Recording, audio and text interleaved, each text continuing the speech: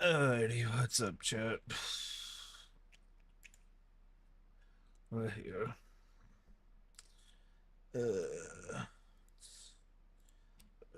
you know, Sleeping bag in the middle of nowhere, Nebraska, when he hears it. Something massive moving through their campsite. This isn't a raccoon, this isn't even a bear. Whatever's out there is walking on two legs. 3 different states, 4 separate accounts, all describing the exact same thing. The government calls these reports misidentified wildlife, but when you see the footage captured by different witnesses, you'll realize we're dealing with something else entirely, something that's been watching us all along. On the evening of April 14th, 2019, John and 2 friends were at an overnight camping trip in a remote corner of Nebraska. They'd driven out to this spot specifically because it was known for having some pretty good fishing, and they were planning on spending a few days just relaxing by the water, catching fish, and enjoying being away from civilization. The 3 friends had set up their individual tents in a small clearing about 50 yards away from the lake and had spent most of that first day fishing and hanging around their campfire. So by the time night fell, they were all pretty tired from the long drive and their day of activities, so they decided to turn in relatively early. Each of them crawled into their own tent, zipped up, and settled in for a peaceful night's sleep. But around 1 in the morning,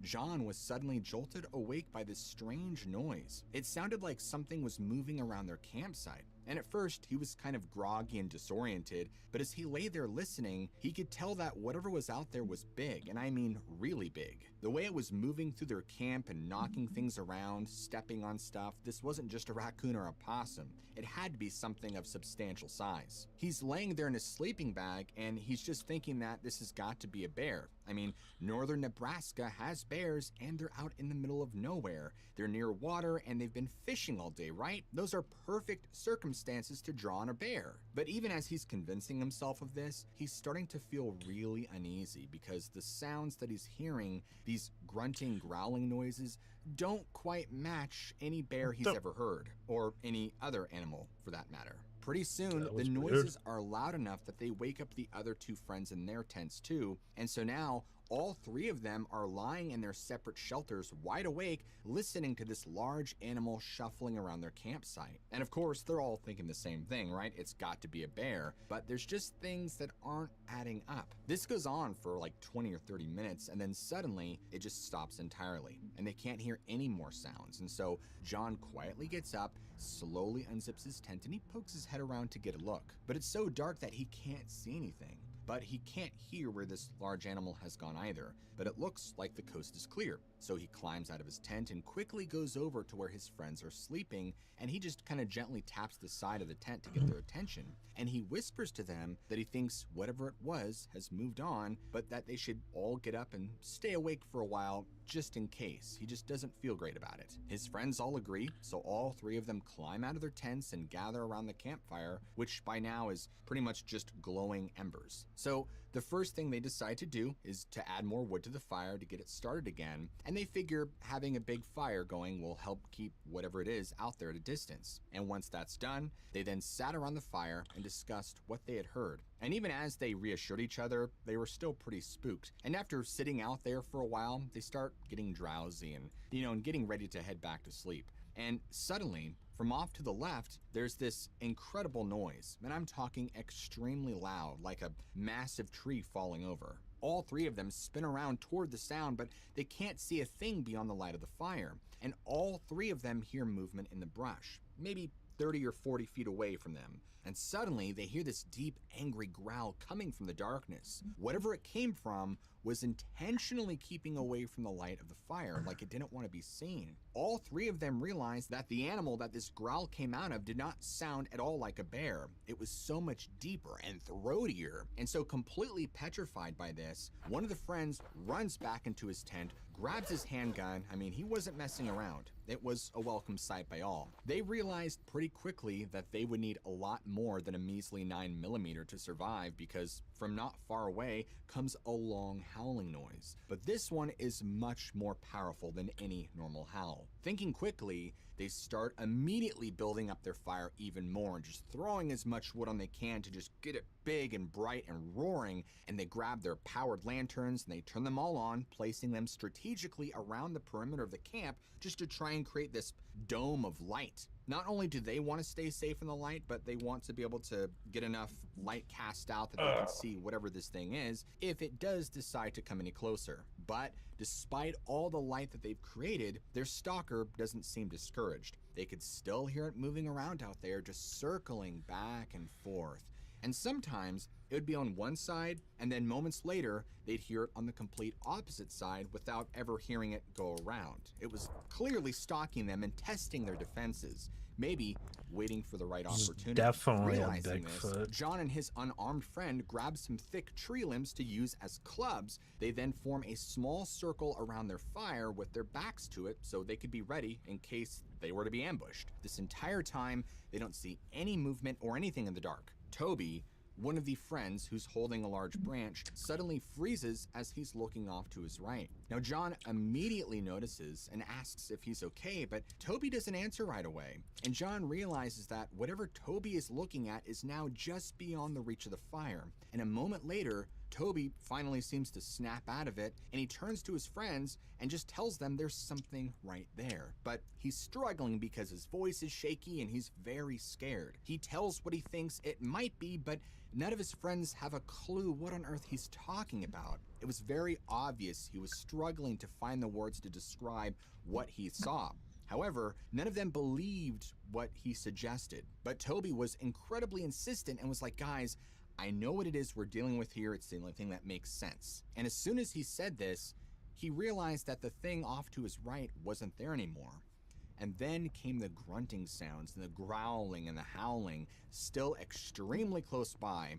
And in fact, John later recounted that these sounds were so strange that it kind of sounded like whatever this animal was trying to communicate with them.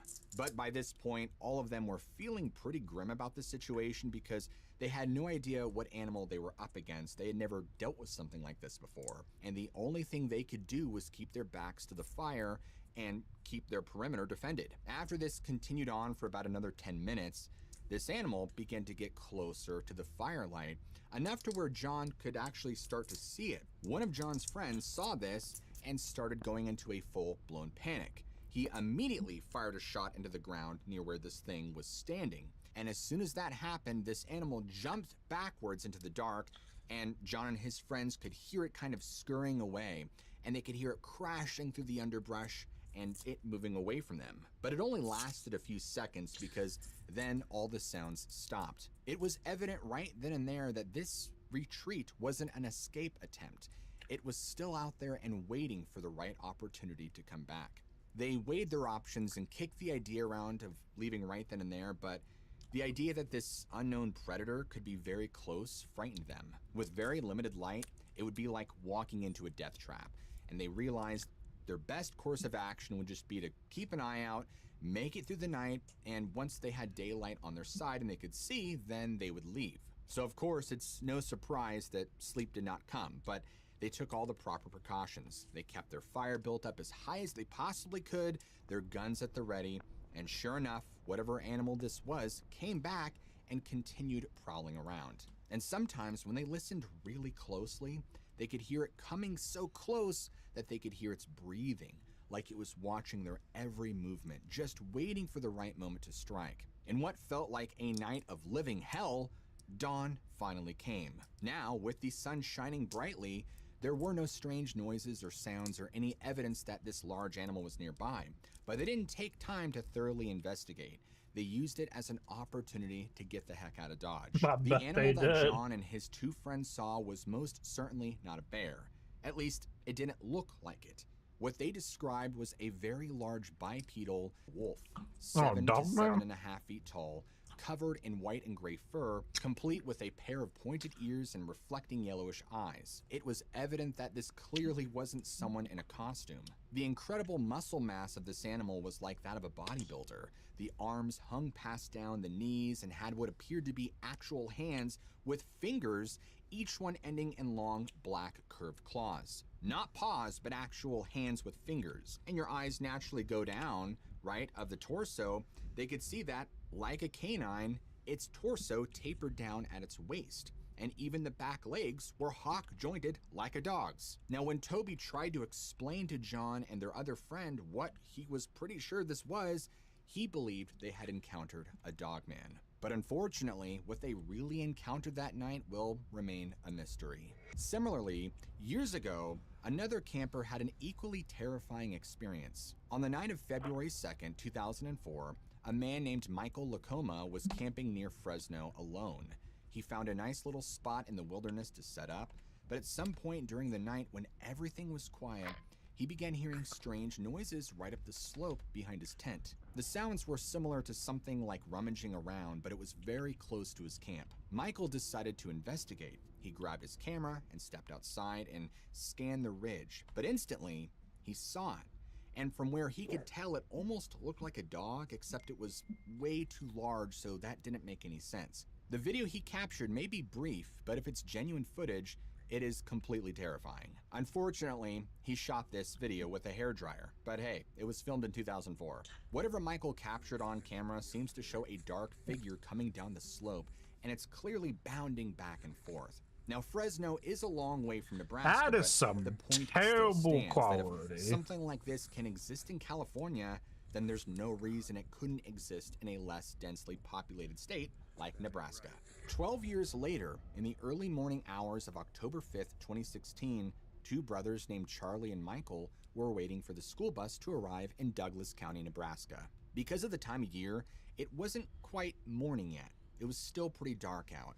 But for these two, the bus stop was only like 3 blocks away from their house, so this was very routine for them. Mike, the older brother, was lost in thought about a test that he had that day when he noticed that something was out of place. His younger brother was usually a lot more talkative in the mornings, basically just yapping his ear off, but today he was unusually silent. And so when Mike looked over to see what was wrong, because he could sense there was something wrong with Charlie, his brother appeared physically shaken by something, and he was just nonstop staring down the street into what little light was cresting above the horizon. So Mike looked at Charlie for a second, very confused, and he reached out and shook Charlie's shoulder, being like, "What's wrong, dude? Like, what's the issue?" Almost out of panic, Charlie shushed him, but never took his eyes off the horizon, what Michael thought he was staring at. This was obviously very strange, and now Mike was a little freaked out by this, and so he turned to look in the same direction his brother was, trying to figure out what the heck he was looking at, and when he looked, he didn't see anything.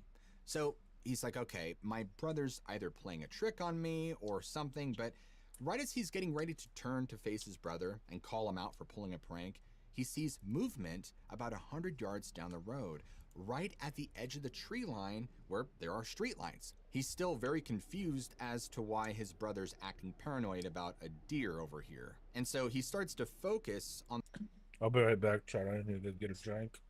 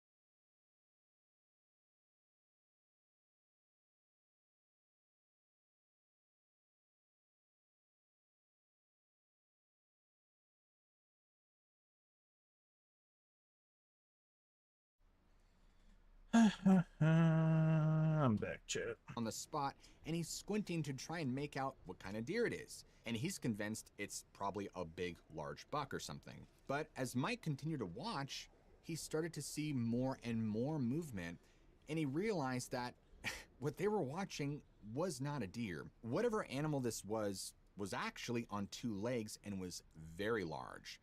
And within about 2 seconds, this animal sprints across the road and then quickly vanishes between two houses on the opposite side. Just like that, it's gone. And both brothers were just completely terrified by what they saw. They didn't really say anything to each other. I mean, what was there to say?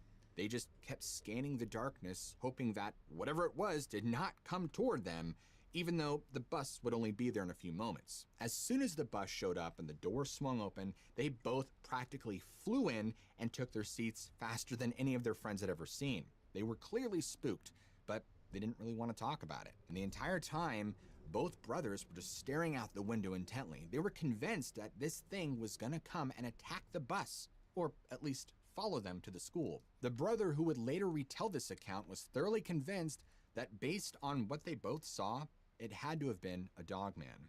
The account was eventually submitted to the North American Dogman Project, where hundreds of other eyewitnesses have submitted their own accounts, recordings, and photos. Fast forward 4 years later. In 2020, at the very southern tip of Texas, down by the Mexico border in a place called San Benito, a man named Ruben and his friend were out fishing for alligator gar. San Benito, a man named Ruben. Okay, and his that was in friend the were out video. That fishing kind of for freaked alligator me gar. out. And you know how it is when you're out there fishing. I mean, sure, you want to catch some fish, but you're also there for the experience, right? The chance to catch up with a friend or just to get some peace and quiet in nature. And so Ruben and his friend are chatting away. Their lines were already cast into the water, and they both noticed something on the opposite shoreline. Whatever it was seemed so strange that Ruben was like, you know what? I better document this. So he pulled out his phone and starts recording. And strangely, he captures something. Now, it looks like a large dog, but then we can see this thing stand up on two legs, and you can hear how amazed both Ruben and his friend are when this happens. Not sure what to do with the footage, Ruben eventually sent this to the website True Horror Stories of Texas, and it's some of the shakiest video you'll ever see, thanks to the rough water and heavy wind. The camera doesn't even pan over to the figure until about 45 seconds in, and once it does, it's tough to keep it in frame. What's interesting is you can hear how the witnesses think it's just a dog at first, and you can hear their amazement when it stands up. So whatever it shows, it's either a human being or something else. Whether or not we're seeing a cryptid here or it's just something more explainable is up to you to decide. But for now, the mystery remains. Around March of 2020, a 15-year-old girl named Sherry was getting everything prepared for what would be her perfect spring break adventure. At the time, she lived with her family in Omaha, Nebraska. Despite dealing with some very severe insomnia and anxiety, she spent a lot of her time outdoors and would often go hunting and hiking. A few weeks before this, her two best friends, Holly, who was 16, and Todd, who was 15, suggested that they go on a week-long backpacking trip in the Nebraska National Forest. She wanted to make sure she had everything she needed because this was going to be a big deal. The three of them had actually been hiking together for years and knew each other very well. And there was just that innate trust there, so they felt very comfortable surviving out in the wilderness alone for a whole week at a time. On the morning they were supposed to leave, Holly picked up Sherry and Todd in her car because she had just gotten her license, and they began to drive and head out to the Nebraska National Forest. The entire way there, they went over all the things they were going to do, the trails they were going to go up and down and explore, and just how much fun this was going to be. They were still very young, so it was very exciting. But because they lived several hours away, they didn't arrive at the trailhead until later in the afternoon.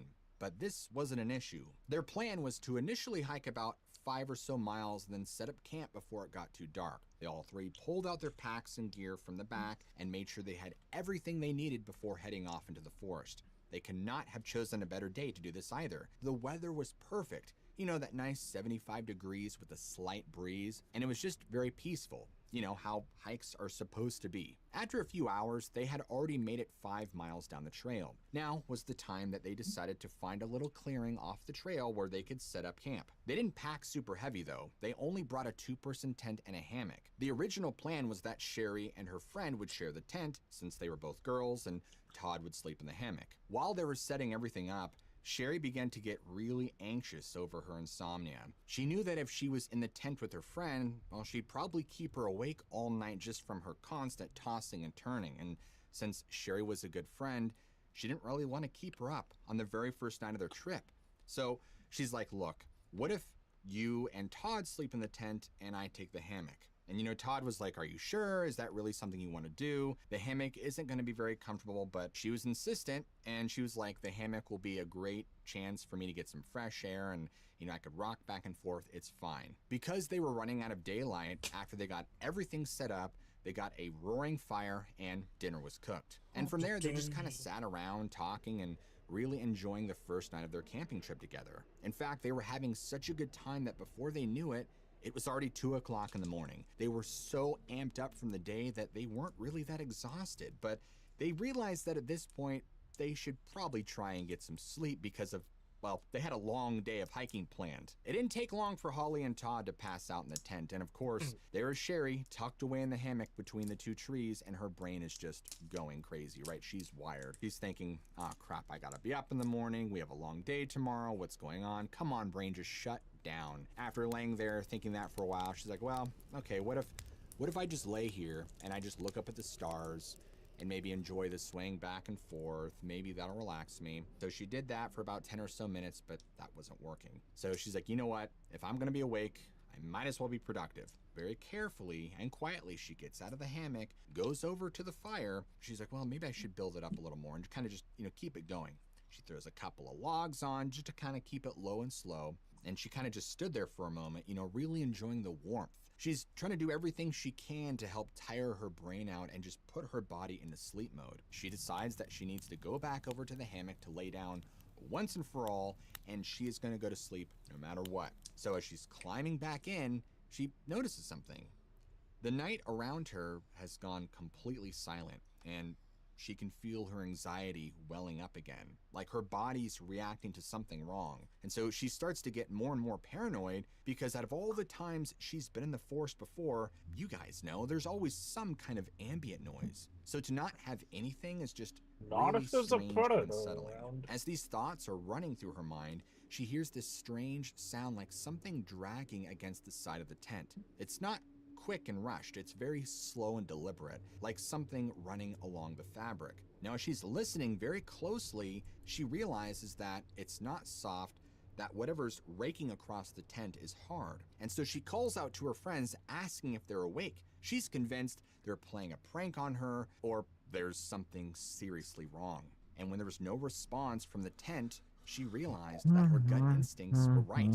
It took nearly all of her to keep from going into a full-blown panic. The dragging sounds had stopped, and she thought that maybe she had just imagined it. But no sooner had she thought that when something hard jabbed the bottom of her hammock. And immediately, her whole body tenses, her hand darts out toward her headlamp, which is hanging on the side of the hammock. And she grabs it, clicks it on, and when she does that, when that beam of light shoots out into the dark, she sees this large, hairy person standing over her, freakishly tall, like 8 or so feet, and is clearly standing on 2 legs, staring down at her. In the light of her headlamp, she could see that this thing's eyes are red, and that the features of the face are both wolf and human. And it's got pointed ears, like they've been damaged or twisted, and these massive gnarled teeth and claws. This thing looked like a killing machine. Naturally, she just starts screaming as loud as she can. She is completely terrified, and when she does this, this animal also makes a noise that kind of somewhere between a scream and a howl, and it's so loud and visceral that Sherry was convinced that she would pass out from the fear alone. Now, off to her left, she hears Todd and them start screaming, "What the heck is that?" And so she looks over and sees that both of them are now out of the tent, still half asleep, but are clearly scared from the spectacle that's happening right outside. In response to this animal jumps straight up into the tree, grabs right up above Sherry's hammock, and with crazy agility starts climbing limb after limb, pulling itself further up the trunk into the canopy. And in seconds, she's able to see more details about its appearance. And she saw that it had gray silverish fur, and then it had this kind of black mane that ran along this weird hump between its shoulders and its back. They're all three screaming, and so Sherry jumps up, she doesn't have her shoes on, and all three of them run as fast as they can back toward the trail. Now keep in mind that they're like 4 to 5 miles away from their vehicle, so this isn't just a quick, brisk walk back to the car, but they're so overcome with fear and adrenaline and the will to survive that they don't care. They can hear noises in the branches above them, and although they're not sure if that thing was following them, they're convinced it's hunting them. Through a feat of adrenaline and fear, they managed to make it all the way back to their vehicle, and it's unclear if they had a light with them. I assume they did, but they obviously left and drove all the way back to Omaha right then and there. Even though they were beyond exhausted from this ordeal, they were so amped up on adrenaline that they had to contact the authorities about what they saw and experienced. And then they realized, well, we can't really tell them what we saw. We just need to say that we had an emergency. I mean, we have to get our equipment back. Neither of them really wanted to go back and do it. So the next day, they got a hold of a park ranger and they explained to them where they were at, the exact coordinates and what they were doing. And they just explained that they had an emergency in the middle of the night and had to abandon everything. If this ranger could go and retrieve their belongings, well, that'd be great. The ranger on the other end was basically like, yeah, sure, no problem. You know, he took down the location, told them that they would go check it out. And as it turns out, they actually got a call back from this ranger later that day, and he was very upset. And after going to the exact coordinates given, there was nothing there. In fact, there was no sign that anyone had ever camped there. He went off on them, saying that these kids were lying and trying to make up a story for attention. It's something that Sherry hopes she never sees again. The following encounter was filmed by a woman who's also a researcher and live streamer. Months ago, she decided to explore a new undisclosed location, a dense patch of woods known for its strange sounds. Initially, her plan was just to stay the night, but she ended up capturing some very disturbing footage during her stream. Oh, On the excuse me, evening of chat. September 25th, she had driven her SUV up this old logging trail to explore somewhere new. She quickly set up a small camp, cooked some food just to kind of get some scent in the air, and even played some animal calls from her speaker, hoping that she would get some activity, or at least a response of some kind. And for the first hour or so, she didn't get anything, and it seemed like this was just going to be a dead-end investigation. But not too long later, the woods started to come alive, and this is when she decided to start the live stream and explain to her viewers what was going on. She started walking down a narrow path that led deeper into the woods. The only light she really had was her flashlight. And then she spots something. This set of eyes. What's weird is that they're relatively low to the ground, but they reflect the light with this bright yellow orange, and oddly, the placement doesn't match up. It looks like it's sticking out of the ground, like whatever this is buried up to its chest. This went on for a little bit, and then it kind of just blinked out. Wanting to continue the investigation, she kept walking, but her senses were on very high alert at this point. I mean, she was convinced that there was a figure off in the forest just out of reach of the light. During this time, she continued hearing strange noises like growling and like something big was circling her. She continued about 50 yards down the trail where her flashlight illuminated a large thicket of tangled roots and branches at the base of a large tree. That's when she came across this massive figure that looked canine. Through the massive branches, she could make out a very distinct shape and powerful shoulders. It had a canine muzzle and what appeared to be pointed ears. The most terrifying thing, though, was not just the eyes, but how, after it was spotted, it slowly crouched down without breaking eye contact. She watched for maybe only 15 or so seconds, but she could see as it swayed slightly back and forth, and then, as soon as it disappeared from view, she heard a low growl from her left. And that can only mean one thing: it wasn't alone. After realizing that this thing had lured her back here to distract her, she was about to be flanked on both sides. Now, could this footage be faked?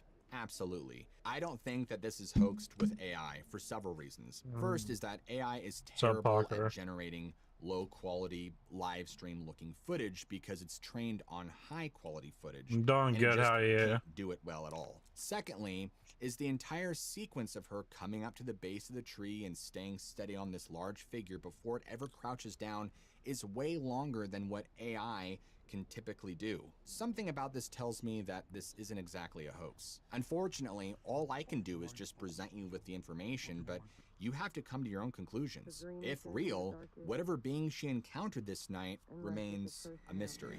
And because you guys have made it to the end of the video, I want you to all comment down below, doggone it, Yeah, I so that way I appreciate know it. who made it to the end and who didn't. And if you guys enjoy I'm not sure storytelling why like it didn't this, pop where we up. deep dive into strange cases of the mysterious and supernatural, what are you waiting for? Smack that like and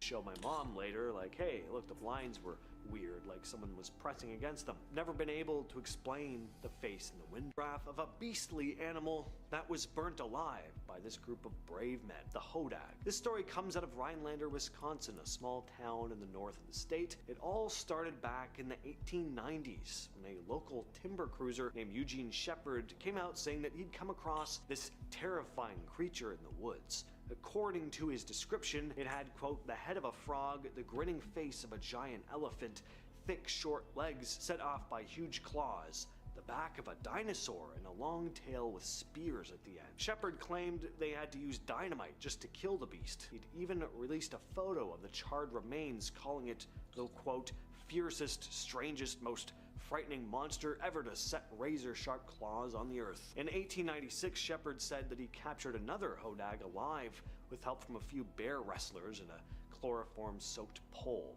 He showed the thing off at the Oneida County Fair and at his own home, where he'd rigged it to move using wires just to scare people for fun. Yeah, the whole thing was a hoax. Shepard was kind of known as the town prankster, and the fun ended when scientists from the Smithsonian said they were coming to investigate. At that point, Shepard finally admitted he'd made the whole thing up. But by then, the Hodag had already become a local legend. I just had to include this one. It was just too fun a story. So this farmer in India walked out onto his property to see this massive snake. Nope. Just finished swallowing one of his cows. Look at the giant bulge right in the middle of the snake's body. Instead of running away, the farmer actually grabbed a rope and lassoed the snake, just threw it right over the middle of his body like he was wrangling a steer. I don't know what kind of nerves that guy has, but if I were in his boots, I'd have quit farming on the spot. I would be halfway across the country before even thinking about coming back. The clip's been shared around a lot online, and people are still debating what kind of a snake this was. Some say it might have been a green anaconda, which do get very big. Others think it was something even bigger though, maybe something not officially documented. Certainly looks like it to me, but thankfully I do not live in a country where there are massive poisonous snakes stalking the forests, so I'm not too familiar. This next clip is one of those what the hell am I looking at moments. It was filmed in Santa Fe, New Mexico sometime last summer, but that's about all we know. I really don't know how to explain what this thing is. Doesn't appear to be fully human, but I mean, maybe it is, I don't know. Now, New Mexico is no stranger to strange sightings. It's got a long history of chupacabra reports, the goat-sucking cryptid that's said to drain livestock. Sightings of these creatures pop up all across the Southwest, into Mexico, and even parts of South America. So naturally, people are wondering if this thing caught on camera could be a chupacabra. Others think it looks like a skinwalker caught mid-transformation. Whatever it is though, I can say for sure that I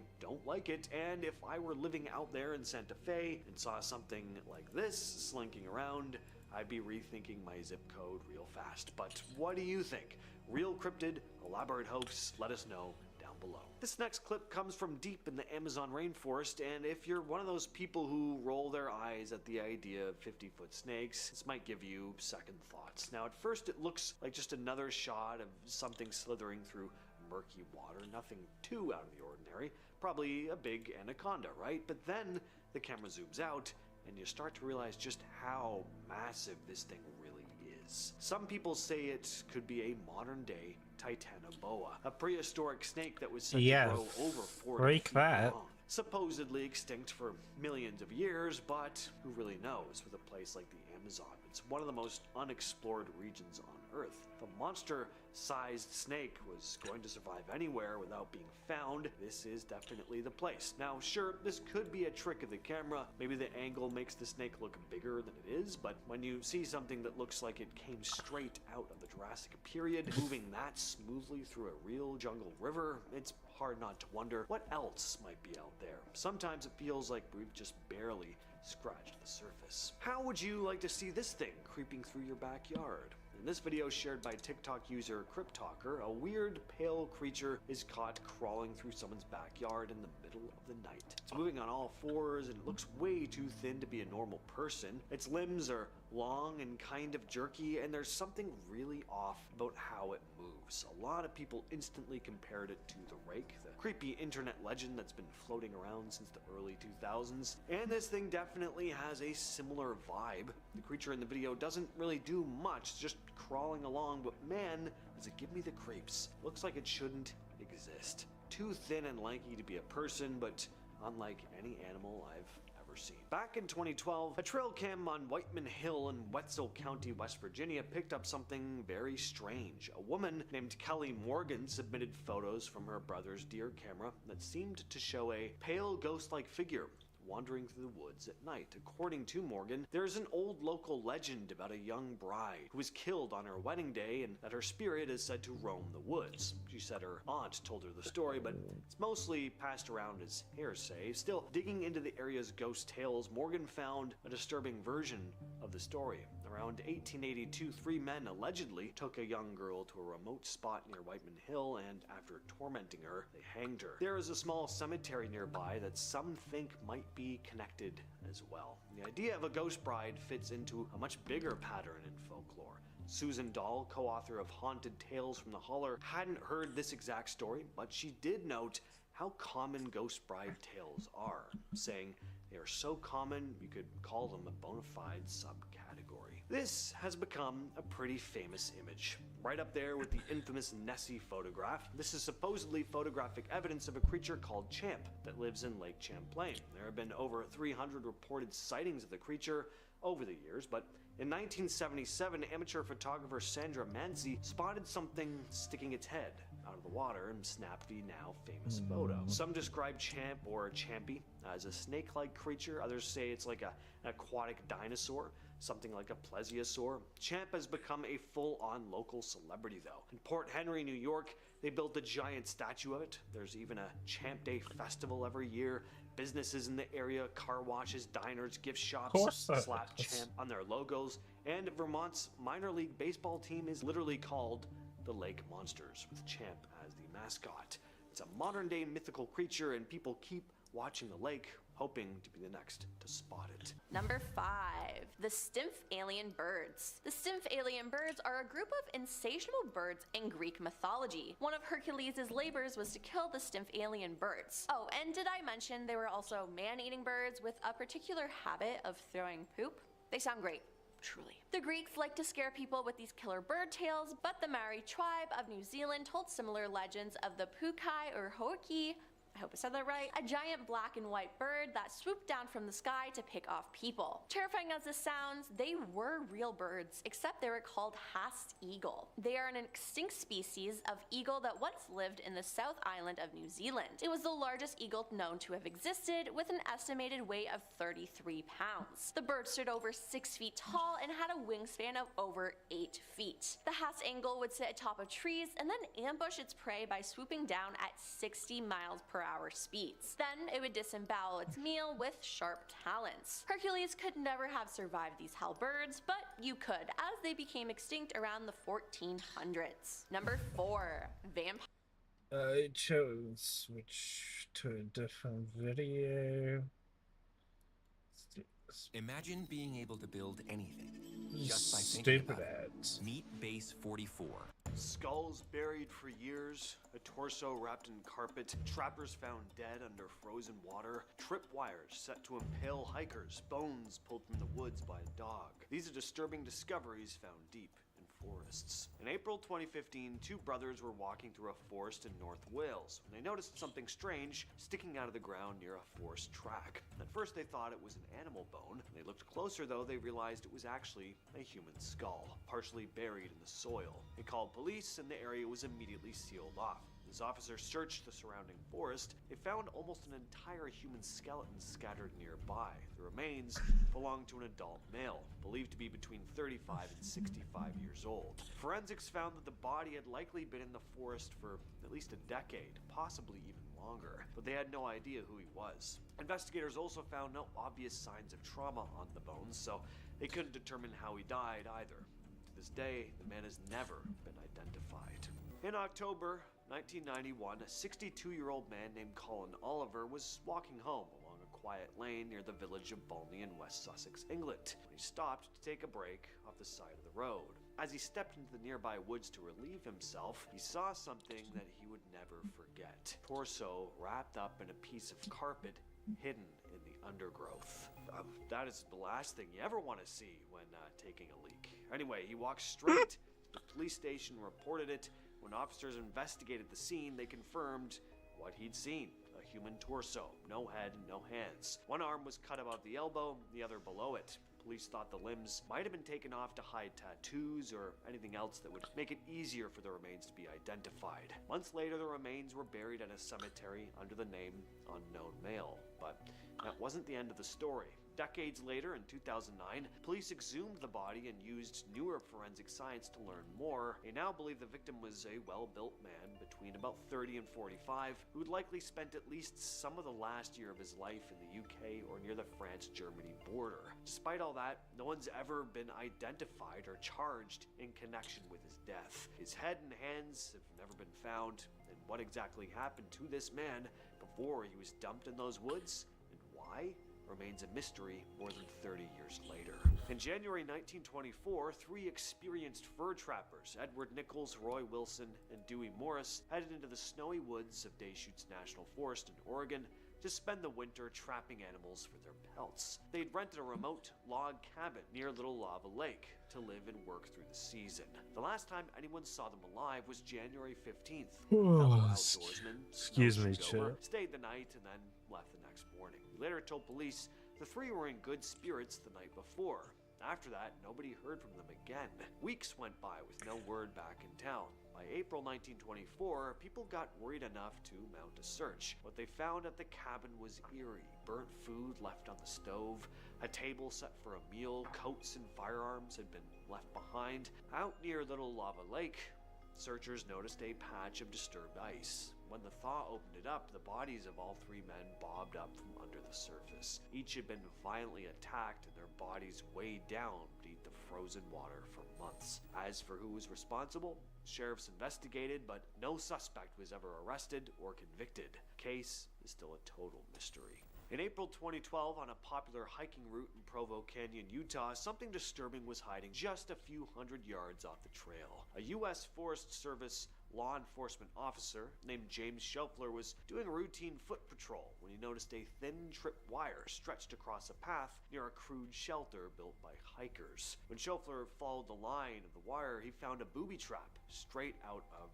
Predator. One device was made with rope and fishing line connected to a 20-pound rock with sharpened sticks attached to it. Someone stepped on the tripwire, would swing down at roughly head or chest level. A second tripwire nearby was set so that a person walking in would fall forward onto a cluster of sharpened wooden stakes planted in the ground. Both traps were right at the entrance points of the shelter, the spot hapless hikers could easily have walked through. Luckily, Shelfler got here first. Being trained in recognizing dangerous devices from his military experience, he disarmed both traps before anyone was hurt. Police later tracked down two men, 19-year-old Benjamin Stephen Rotowski and 21-year-old Kai Matthew Christensen. They were arrested on suspicion of reckless endangerment. Men told police they set the traps to catch wildlife like wild boars or rabbits, but police didn't buy the explanation. Plus, even if they were trying to hunt animals, someone could have easily died. The traps were so close to a busy trailhead, just about a mile from where people start their hikes, so these guys were either malicious psychos or, at best, just total idiots. habits. This next story comes from a now deleted Reddit user and goes as follows. I was hiking a rarely used trail in northern Ontario last spring. I go out a lot alone, mostly to hike and get away from the city. I noticed something off about the smell before I saw it. First I thought it was a dead deer, but as I got closer, I realized it was a partially skinned coyote pinned to a tree with wire. What the Someone heck? had stretched it out, legs tied back, and left it hanging at eye level. Next to it were smaller bones scattered in a circle, ribs, paw bones, a skull that didn't match the coyote. I didn't linger. I backtracked the main trail and have not been back since. In April 1978, a man and his brother were mushrooming in bushland beside Swamp Road near the town of Truro, South. I'll be right back, chat.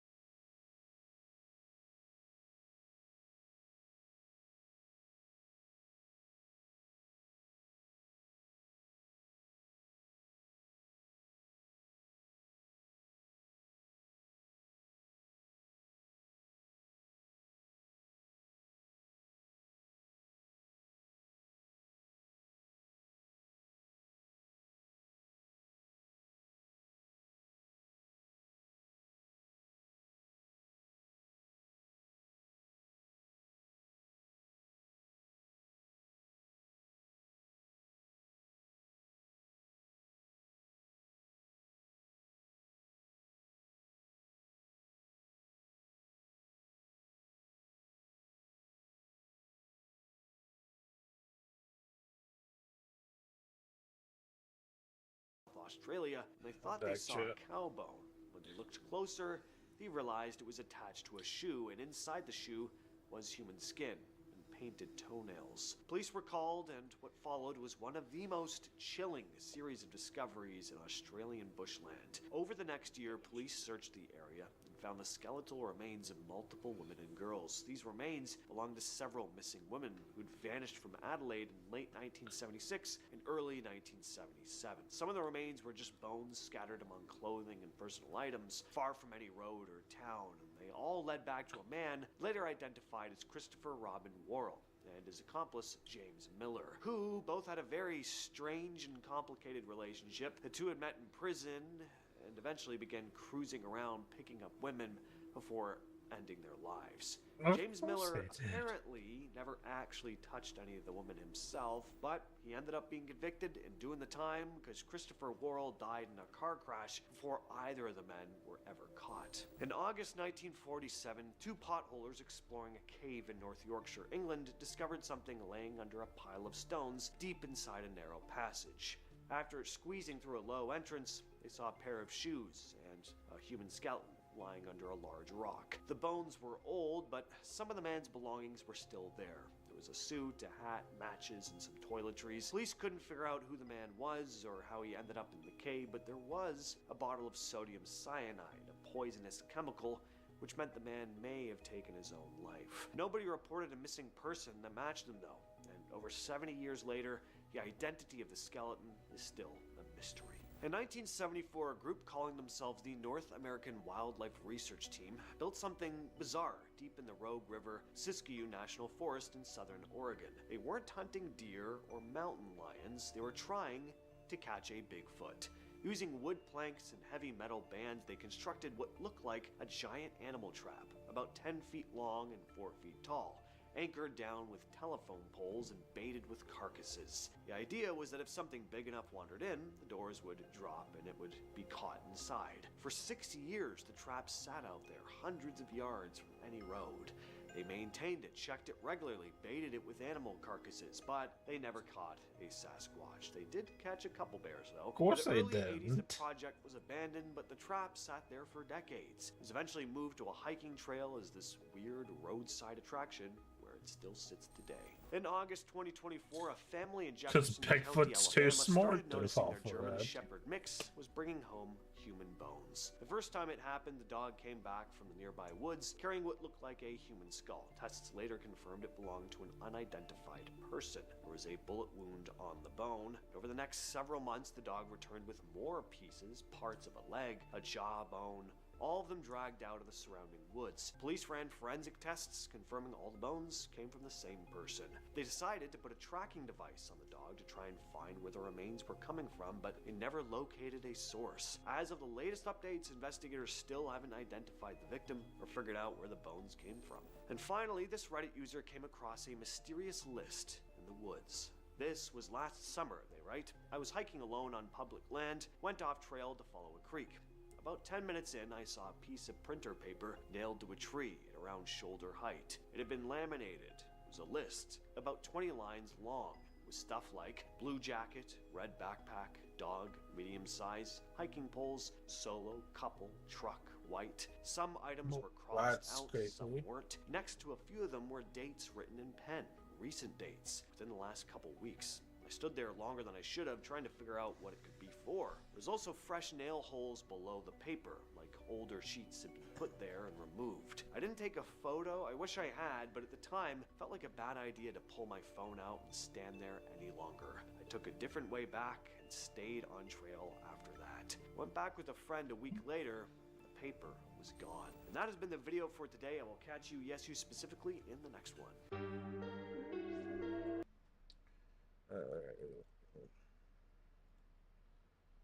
Let's go.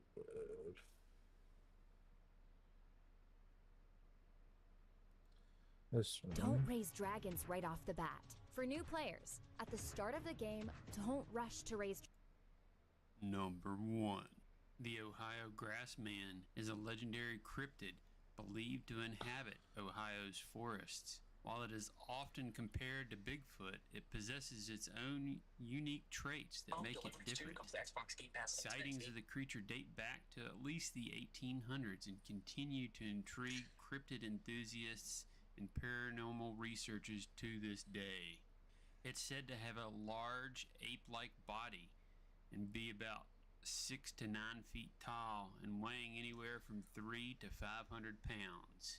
Having broad shoulders and a muscular build with shaggy dark or reddish brown fur. It's sometimes described as having red or yellow glowing eyes. The Ohio grassman gets its name from its tendency to live in wide open grassy areas rather than forests like its cousin the Bigfoot. It also constructs nests or huts using the grass and vegetation in the area. One of the first notable sightings happened in Minerva, Ohio in August of 1978 when the grandchildren of Elvin and Hal Clayton, along with their friends, ran inside claiming to have seen a big hairy monster in the gravel pit outside. Curious, the Claytons went to investigate and discovered that the creature, as their grandchildren and their friends described, was out there. It was massive, about 300 pounds, covered in dark, matted hair, and it was sitting right there in the pit, rummaging around in the discarded trash. Frightened, the couple retreated back into their home, but this was only the beginning of their encounters with the cryptid. In the weeks that That's followed, the crazy grassman what I appeared just multiple seen. times near the residence. One evening, it was seen peering through the kitchen window, sending the family into a panic. Howie grabbed his gun, but by the time he returned with it, the creature had vanished into the night. Police later investigated the area, finding several faint footprints in the mud and noting a foul, lingering odor, but no trace of the mysterious thing. The Claytons later spotted the grassman standing atop a hill near the strip mine at night. In an even more startling sighting, the following month they witnessed two large, hairy bipedal creatures on the same hill in broad daylight. Only after reporting their encounters did the family make the chilling connection. Just days before their initial sighting, their German Shepherd had been found dead, its neck broken, possibly at the monstrous hands of this creature. Sightings of the Ohio grassman continue to this day. A recent Ohio grassman sighting occurred in Mansville, Ohio. A local man reported seeing a large bipedal creature in a wooded area, describing it as having a muscular build and covered with dark hair. The witness also mentioned hearing unusual vocalizations before spotting the creature. The sighting adds to the numerous reports from Ohio, particularly around areas known for activity. Number 2. All right, chat. That's it for tonight. Hope you have a blessed night. God bless y'all.